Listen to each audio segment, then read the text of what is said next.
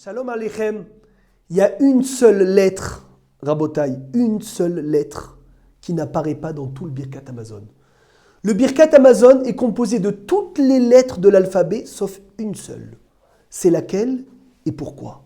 Nos sages nous apprennent que le fait sophite n'apparaît pas dans le Birkat Hamazon. Il y a Aleph, Bet, Gimel, Dalet, toutes les lettres, mais pas le fait sophite. Le fait final n'apparaît pas. Et pourquoi? Car le fait final, c'est les dernières lettres, la dernière lettre des colères de Dieu. Pour dire que Dieu s'énerve, que Dieu nous en préserve, on dit Vehara Af, on dit Ketsef, on dit Shetzef. Ces colères de Dieu finissent par un fait final. Nos Chachamim viennent nous enseigner que celui qui lit le Birkat Hamazon mot à mot n'aura aucune colère de Dieu sur lui. C'est pour cela que dans le Birkat Hamazon, il n'y a pas de colère, il n'y a pas de fait final. Et sur ça, il y a une histoire extraordinaire avec un vieillard à Jérusalem qui n'était pas très pratiquant, mais faisait très attention au Birkat Hamazon. Chaque Birkat Hamazon, c'était 10-15 minutes. Et un jour, on lui a dit, mais pourquoi? Qu'est-ce qui t'a fait le Birkat Hamazon? Qu'est-ce qui t'a fait le Birkat Hamazon pour que tu viennes et être tellement makpid dessus? Il a répondu, je vais vous raconter mon histoire. À l'âge de 10 ans, j'étais au Talmud Torah. Un Rav, le Gaon de la génération, est rentré dans le Talmud Torah et nous a demandé cette question. Quelle est la seule lettre qui n'apparaît pas dans le Birkat Hamazon? Des enfants de 10 ans, on ne savait pas. Il nous a dit le fait final. Et pourquoi?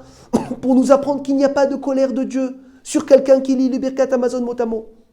Il raconte ce vieillard, j'ai commencé à faire Birkat Hamazon mot à mot. 10 ans, 11 ans, 12 ans, 13 ans, 14 ans, 15 ans, 16 ans. À 16 ans, la Shoah commence. Il a été déporté à la Shoah.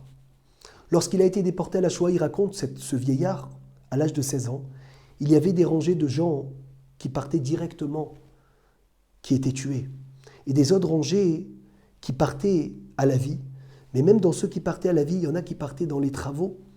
Et il y en a qui travaillaient pour les Allemands, chose qui pouvait être considérée comme une hatzala, sauvée par Akadosh Baruch Hu. Il a dit, ce vieillard, il a dit, j'avais 16 ans. Je marche avec tout le monde, je dis à Akadosh Baruch Hu, j'ai fait le Birkat Hamazon mot à mot. Je veux que tu me sauves. Je veux pas de colère. Et là, il a dit, j'avance, l'Allemand, il me met parmi les vivants. Je continue à dire à Hachem, je dis Hachem, je veux pas que la vie. Je veux avoir un travail dans lequel je souffre pas. Il a dit, mais je sais rien faire à 16 ans. Quand l'Allemand va me demander, qu'est-ce que tu sais faire, qu'est-ce que je vais lui dire? Il a dit, et là, Baruch Hachem, Hachem m'a mis dans la tête. J'ai demandé à l'homme qui était devant moi, qu'est-ce qu'il savait faire? Il m'a dit que c'était un cuisinier. Alors je lui ai dit, regarde, je vais dire à l'Allemand qu'on est nous deux cuisiniers. Et comme ça, Be'ezrat Hachem, on va rentrer dans la cuisine.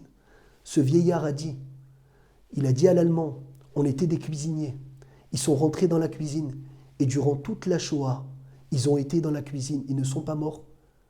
Ils n'ont pas subi, ils n'ont pas reçu de coups. Et en plus de ça, ils ont mangé pendant toute la durée de la Shoah, grâce au Birkat Hamazon mot à mot. Nos sages, ils viennent nous apprendre l'importance.